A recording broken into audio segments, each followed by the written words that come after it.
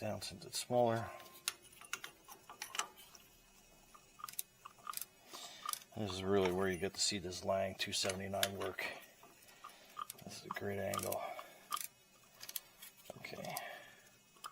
So see, nice and easy, so you don't wreck any of the baffles, but you just push that back, and it just pushes that caliper in. Nice and smooth. Alright. Good. Now we're done. Just loosen it. Put it back to tighten. And it's good for the other side. That's your Lang279. Alright.